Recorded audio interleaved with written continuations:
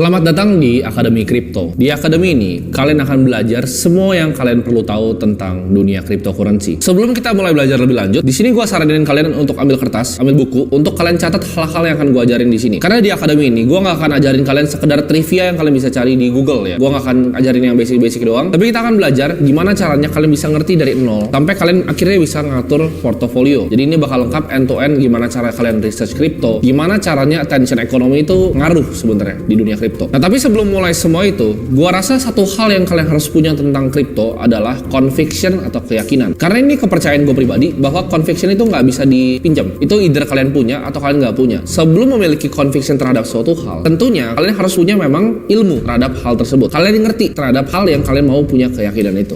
Jadi kita akan mulai dari tesis besar kripto atau the big crypto thesis. Semua yang ada di sini itu berdasarkan pengalaman pribadi gue dan gue akan sharing semuanya ke kalian. Kita sebenarnya di adopsi kripto kita masih sangat awal ya. Mungkin semua orang ya, termasuk kalian dan gue pribadi itu berharap kita beli Bitcoin di harganya waktu itu masih $100 ya, atau $1000. Semua orang bisa berandai-andai. Tapi sebenarnya waktu terbaik untuk mulai itu sekarang, karena kita nggak bisa mulai kemarin. Dan masa depan itu kita tahu bahwa kripto adopsinya akan terus berkembang. Jadi kalau belum mulai, saat paling baik untuk mulai di dunia kripto adalah sekarang. Nah, kita tahu layaknya semua inovasi pastinya ada penerimaan dan penolakan. Ini kata-kata dari Thomas Kuhn, itu yang bikin buku The Scientific Revolution, di mana adopsi S-curve dari sebuah teknologi itu cepat dan unik. Jadi kayak misalnya penemuan roda ya, atau bahkan penemuan pesawat. Nah, kita lihat waktu itu sebelum tahun 1903, sebelum Wright bersaudara itu bikin pesawat, semua orang banyak yang bikin pesawat dengan metode yang aneh-aneh. Ada yang bikin coba kayak burung terus gagal, ada yang jatuh, banyak yang meninggal. Leonardo da Vinci pun pernah gambar seperti helikopter, seperti pesawat. Tapi kalau misalnya sebelum diciptakan 1903 pesawat, orang tuh dikira gila untuk yang mencoba untuk terbang, untuk mencoba bikin pesawat. Tapi seperti kita tahu ya, ini indahnya dari revolusi inovasi. Begitu 1903 pesawat dibikin, 1969 kita udah sampai di bulan. Jadi manusia tuh adopsi teknologi super cepat. Ini penemuan cryptocurrency menurut gue mirip seperti penemuan pesawat, penemuan roda, bahkan penemuan api. Menurut gue, waktu paling tepat untuk kita berinvestasi di sebuah inovasi itu di saat kayak gini.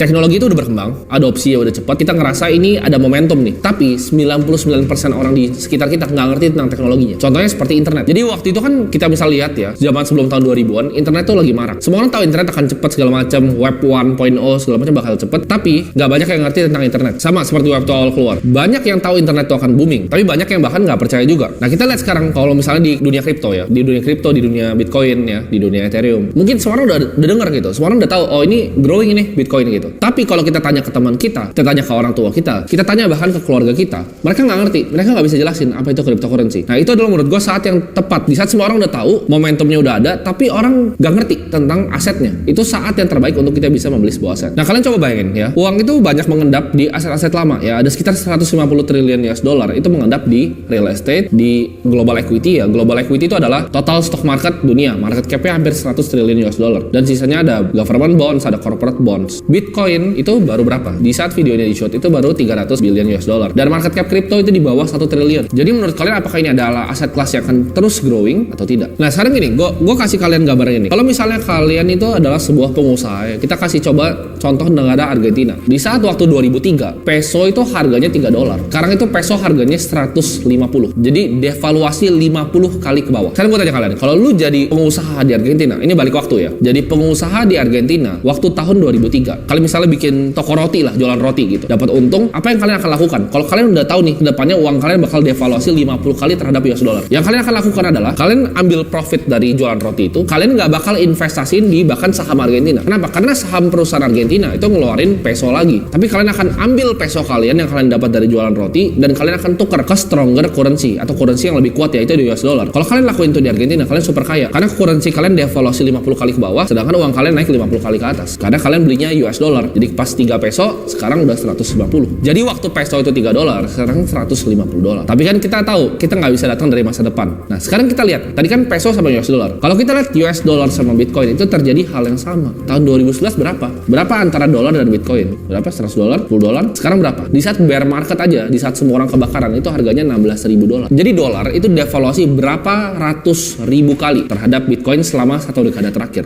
Dan ini adalah aset yang terbaik performanya selama 1 dekade dekade terakhir. Di sini gue percaya bahwa kripto itu akan merevolusi uang seperti internet merevolusi distribusi dari informasi. Kripto itu memisahkan antara pemerintahan dengan uang sama seperti zaman dulu ya, waktu dipisahkan antara pemerintahan dengan agama. Nah, kita tahu ya, di tahun 2009 itu ada yang terjadi global financial crisis di mana ada beberapa bankers yang greedy yang mengakibatkan semuanya itu runtuh karena subprime mortgage. Di situ tahun 2009 diciptakan oleh Satoshi Nakamoto, itu adalah pseudonymnya alias yaitu Bitcoin. Di situ ditulis di white papernya Bitcoin a peer-to-peer electronic cash system itu diciptakan. Ini diciptakan sama Satoshi dan dilepaskan ke dunia. Dan ini menjadi aset pertama tercepat dalam sejarah dunia ini untuk mencapai $1 triliun dalam valuasi. Awalnya ini kan banyak dicemooh ya sama praktisi di dunia finansial. Ini aset nggak jelas gitu kan. Tapi begitu dia reach $1 triliun valuasinya, ini mengambil mata banyak orang. Jadi kita lihat sampai bank New York Mellon itu keluarin custodial Bitcoin, Fidelity, dan bank-bank besar lainnya. Mungkin kalian yang udah belajar sedikit tentang Bitcoin, kalian masuk ke dalam rabbit hole belajar Bitcoin ini. Tapi pertanyaan paling pentingnya adalah kenapa Satoshi itu ciptain sih Bitcoin ini? Sebenarnya apa untungnya buat dia? Jawabannya sebenarnya ada di permulaan dari Bitcoin ini sendiri ya, yaitu sebuah cerita yang berbeda dari cerita yang lain. Semua ini dimulai dari sosok misterius bernama Satoshi Nakamoto. Nah, orang tuh kalau misalnya di film-film atau di karakter superhero suka origin story yang baik. Ini ada yang fiksi dan ada yang kombinasi dari keduanya. Sebenarnya menurut gua kemunculan pencipta Bitcoin ini itu unik banget ya. Kenapa? Karena dia munculnya ya misterius tapi di abad 21. Dimana kita tahu semuanya itu bisa direcord,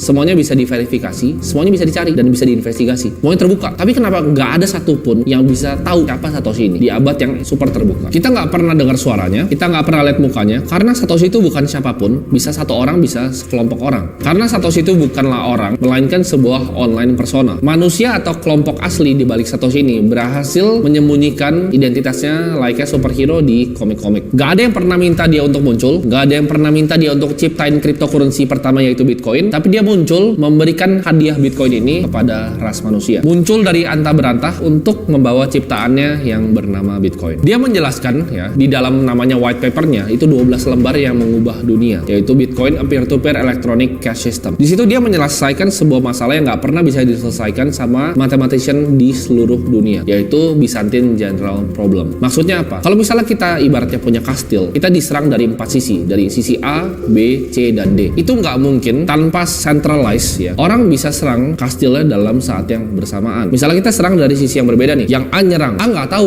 yang dibaliknya si C ini, apakah si C ini ikut nyerang atau nggak. Bisa jadi si A nyerang, si C ini mundur. Misalnya nih, kalau diserang 4-4-nya, kastilnya roboh. Tapi problemnya si A nggak tahu si C ini bakal nyerang. Si A nggak tahu si B ini bakal nyerang atau nggak. Si A nggak tahu si D bakal nyerang. Dan C juga sama. C nggak tahu nih, wah gue ntar nyerang sendiri, 3-nya mundur. Atau gue nyerangnya cuma berdua sama A, 2-nya mundur. Tanpa satu komando yang tersentralisasi, hal itu nggak bisa terjadi. Dan ini adalah problem yang diselesaikan oleh Satoshi dalam white papernya Bitcoin. Walaupun secara teori sebenarnya ini nggak bisa diselesaikan, tapi dia berhasil menyelesaikannya. Dan ini adalah solusi esensial yang dibawa dari dunia cryptocurrency. Penemuan ini tuh sebenarnya sama kayak format uang yang baru ya. Ini tapi uang yang berbeda, nggak bisa disentuh, nggak bisa dikorupsi, tidak tunduk sama siapapun, tidak punya pemerintahan, menguasai tanpa dikuasai. Selama beberapa tahun, Satoshi ini maintain sistemnya ya. Jadi dia maintain sistemnya, dia engage sama community-nya, bahkan dia ikut pre-mine bareng-bareng. Jadi nggak ada pre-mine Bitcoin, bukan kayak Ethereum. Dimana Vitalik pertama bisa pre-mine. Bitcoin itu nggak ada pre-mine-nya. Jadi sampai sekarang tuh masih pre-mine karena sebelum semua koinnya itu di mining. Nanti akan selesai pada tahun 2100-an. Selama beberapa tahun dia tetap develop nih Bitcoin ini, tapi suatu ketika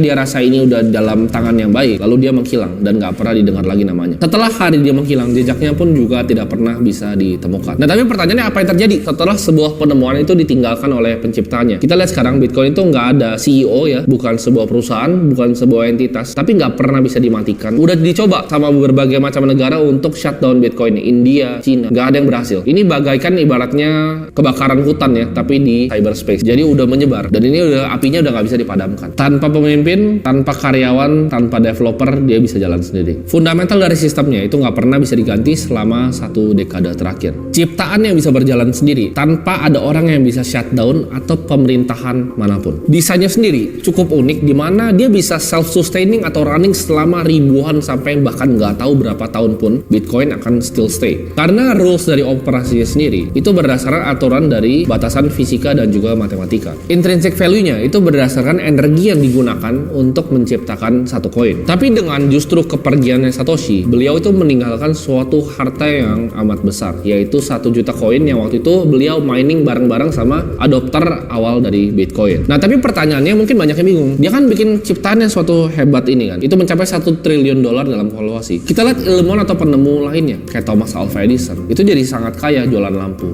Tapi Satoshi ini nggak mau terkenal, nggak mau uang, nggak mau kekuasaan, padahal dia bisa ngambil semuanya. Dan kita lihat penemuannya sangat fenomenal sampai negara-negara contohnya yang gagal ya, seperti Venezuela, Zimbabwe, Turki, ya bentar lagi liranya itu udah mau jatuh. Itu banyak yang mengadopsi justru Bitcoin menjadi legal tendernya mereka. Awalnya bahkan bank-bank besar seperti Fidelity itu mengolok-olok Bitcoin, tapi sekarang mereka juga ikut menawarkan Bitcoin kepada klien institusi mereka. Perusahaan besar seperti Facebook ya, Meta mencoba untuk menggantinya bikin koin sendiri, tapi kita tahu itu semua nggak ada yang berhasil. Di era modern ini sebenarnya perusahaan seperti Google, Facebook, TikTok itu monetize attention kita. Mereka memanfaatkan attention kita karena attention kita adalah resource yang sangat scarce. Dengan mulanya revolusi kripto ini bisa mematahkan kepercayaan kita sendiri ya. Jadi apakah kita harus jaga nih privacy kita? Apakah kita harus punya hak atau kebebasan akan data-data kita sendiri? Apakah gue bisa dikontrol sama pemerintahan atau dikontrol sama perusahaan? Dan apakah ada hal lain yang gue value sebenarnya sebagai manusia yang selain uang, selain kekuasaan, dan selain ketenaran layaknya Satoshi? Kita dulu percaya bahwa uang itu harus dikontrol sama central bank ya, central bank atau pemerintahan. Misalnya US itu sama The Fed, Indonesia sama Bank Indonesia. Tapi format ini udah dipatahkan oleh Satoshi, di mana dia menciptakan suatu format uang ya yang bisa bernafas, bisa hidup tanpa kontrol dari suatu entitas. Satoshi itu memberikan Bitcoin ke Indonesia, meninggalkan 1 juta dari Bitcoinnya. Itu sebagai apa? Menurut gue ini adalah sebagai mercusuar ya, sebagai monumen abadi terhadap umat manusia untuk menunjukkan sesuatu yang tidak pernah bisa dicapai sebelumnya itu bisa dicapai. Adanya kripto ini menjadi harapan besar untuk mereka yang ingin lebih tahu banyak dan ingin belajar. Dan perjalanan belajar kripto kalian itu mulai dari sini.